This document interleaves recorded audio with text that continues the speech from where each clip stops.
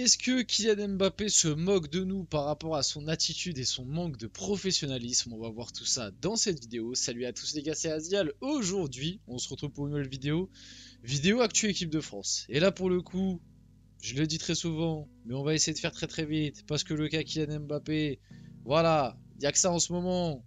Pour faire des vidéos, on est obligé de parler que de ça limite, on a l'impression parce qu'il n'y a que de ça. Donc on va parler un petit peu de l'actu équipe de France. On va quand même réagir. L'actu principale de cette vidéo, ça va être une déclaration faite sur l'after, pardon, faite par Jennifer, je ne sais, Mendelovic, je sais plus exactement le nom de famille, bref, l'agente notamment de Mohamed Kudus, qui a eu une décla par rapport au professionnalisme de Kylian Mbappé, une déclaration que j'ai trouvée plutôt intéressante, donc je vais vous en parler dans cette vidéo. On va aussi parler de l'actu de l'équipe de France, comme d'habitude dans ces périodes de trêve internationale. C'est plutôt compliqué, il n'y a pas grand chose à dire, il n'y a pas grand chose à faire, honnêtement, footballistiquement parlant. Cette période-là, j'ai l'impression, elle est encore pire que la dernière. Donc assez compliqué. Bref, avant que la vidéo commence, n'hésitez pas à liker, commenter, partager et vous abonner. Ça fait toujours plaisir et ça aide pour le développement de la chaîne. Et nous, on va pouvoir y aller dès maintenant. Et je vais quand même rectifier parce que, voilà, quand même important, le respect. C'est une déclaration de Jennifer Mendelovic. Voilà. J'ai un petit peu bégayé sur le nom en intro. Il est important de rectifier et j'ai bel et bien vérifié. Donc, son avis sur la situation de Kylian Mbappé autour des Bleus. C'est un grand manque de professionnalisme, le joueur n'en sort pas grandi, il y a un grand désamour autour de Mbappé. Bon, je suis d'accord avec tout ce qu'elle a dit, hein, j'ai pas besoin de rajouter beaucoup plus par rapport à ça. Kylian Mbappé avec toute cette histoire est en train de se créer un désamour que lui de son côté il pense que c'est un complot. On a vu les infos passer, on en avait parlé sur la chaîne, comme quoi l'une des raisons aussi qui ferait qu'il viendrait plus du côté de l'équipe de France, ce serait que il trouve que c'est un complot, que les gens le détestent, qu'il comprend pas pourquoi, que c'est pas de sa faute, c'est la faute de Deschamps, c'est la faute de ses coéquipiers.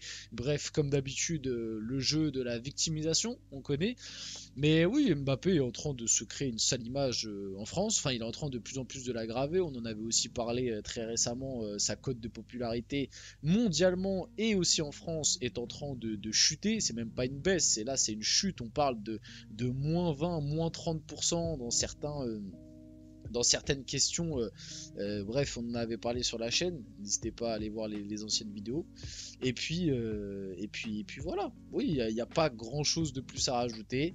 Il est en train de se créer un désamour autour de. Enfin, il est en train de créer même, j'ai envie de dire, un désamour autour de l'équipe de France. Même s'il n'en est pas le principal responsable, malgré tout, toute cette histoire, ça crée aussi une sorte de désamour autour de l'équipe de France parce qu'on voit une communication très compliquée, parce qu'on parle beaucoup de ça et que c'est pas forcément un sujet qui met en valeur l'équipe de France, parce que voilà, ça parle de ne pas venir, ça parle de sanctions de Deschamps, etc. Donc bref, c'est gagnant pour personne toute cette histoire, si on doit être honnête, et c'est bien dommage. Et aussi ça montre un manque de professionnalisme, mais ça c'est quelque chose que on a commencé à remarquer depuis un moment, hein. Le storytelling autour de Mbappé, le grand professionnel, le mec qui a un mental à toute épreuve, qui est hyper carré, hyper professionnel.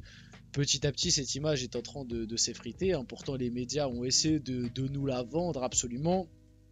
On l'a remarqué depuis pas mal d'années, Mbappé n'est pas le professionnel qu'il pense être, hein. Sur ça, il n'a pas hérité de Cristiano Ronaldo, parce que, bon, même si Cristiano Ronaldo aussi, à son époque, il a eu quelques petites dingueries et quelques petites sorties en boîte sûrement, mais entre l'affaire suédoise, tous les soucis de comportement qu'a eu Mbappé, que ce soit au PSG, que ce soit avec l'équipe de France, et même là un petit peu au Real Madrid.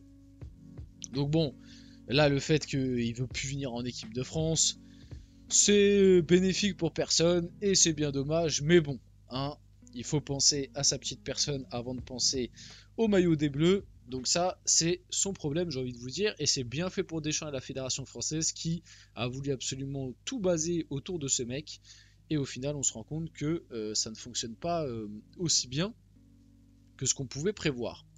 On enchaîne du coup avec Didier Deschamps, parce que oui, j'ai dit, là on a fait très très court sur Mbappé.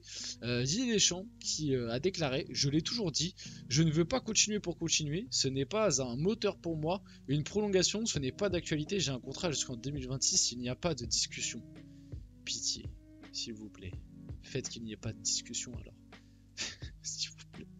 S'il vous plaît. Ou alors faites que Didier Deschamps reprenne, mais même le Didier Deschamps d'avant, en fait, on se faisait déjà un petit peu, chier. Hein. C'est juste qu'avant, on avait juste des meilleurs joueurs et que on sortait d'une période de crise, si on doit être honnête. Mais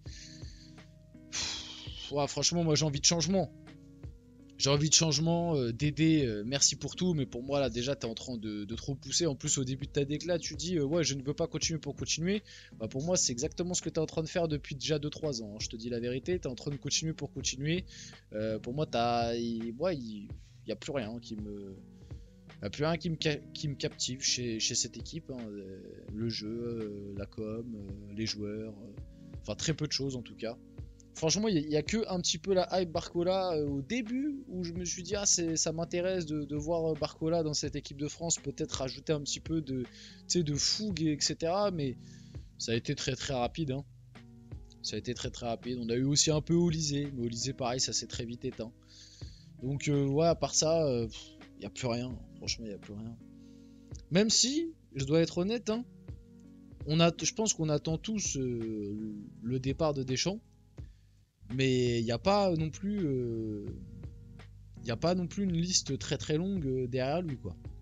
Parce que oui Zidane c'est bien beau mais déjà moi je vous le dis et je vous le répète, hein, je sais que ça en a énervé certains quand j'ai dit ça, mais Zidane dans la manière de faire ça reste très similaire à ce que fait Deschamps. Ce que je veux vous dire c'est que oui sûrement que ce sera différent avec Zidane parce que ce sera une nouvelle ère, que Zidane aura peut-être une manière de communiquer différente, que ce sera un bol d'air frais, il y aura une hype autour de l'équipe de France, et puis c'est Zidane. Voilà, Zidane c'est Zidane. Donc Zidane qui arrive sélectionneur des Bleus, la hype va être extraordinaire, ok. Mais je parle vraiment en termes de jeu et de management. Ah, c'est dans la même veine, hein. Je dis pas que c'est identique. Je dis pas que Zidane fera pareil. Mais c'est dans la même idée, c'est dans le même esprit. Donc vous attendez pas, ce que je veux juste dire, c'est que je dis pas que je suis contre Zidane. Moi j'aimerais bien voir Zidane sélectionneur de l'équipe de France. Mais ce que je veux dire, c'est que ne vous attendez pas à ce que demain Zidane il reprenne l'équipe de France et que d'un coup on voit une équipe métamorphosée. Ce sera sûrement mieux, mais ce sera pas. D'un coup on va pas devenir l'Espagne 2012 quoi, ou 2010. Donc c'est juste ça que je voulais repréciser. Et puis après, si imaginons, même si j'y crois pas, parce que Zidane il a l'air d'attendre ça depuis un moment, mais si imaginons Zidane d'ici là il a retrouvé un club, par exemple le Real Madrid le recontacte et ils le reprennent, et que du coup il y a personne, enfin il est plus là, bah c'est qui après? Tu prends qui?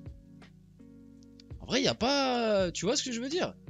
C'est qu'à part Zidane, parce qu'en fait on parle tellement de Zidane depuis des années.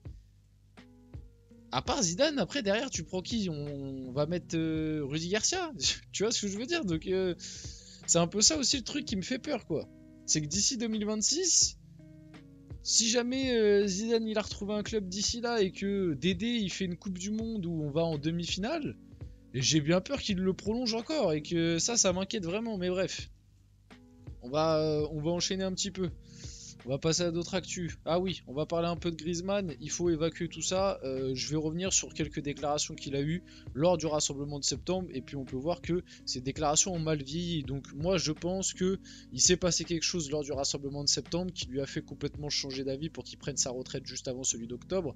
Parce que là il avait l'air d'avoir des déclarations où il était plutôt chaud pour continuer. Donc là déjà, première déclat, Antoine Griezmann n'a pas pensé à arrêter après l'Euro. J'ai toujours envie de jouer, de représenter la France. Après voilà, ce sera à Didier Deschamps de choisir.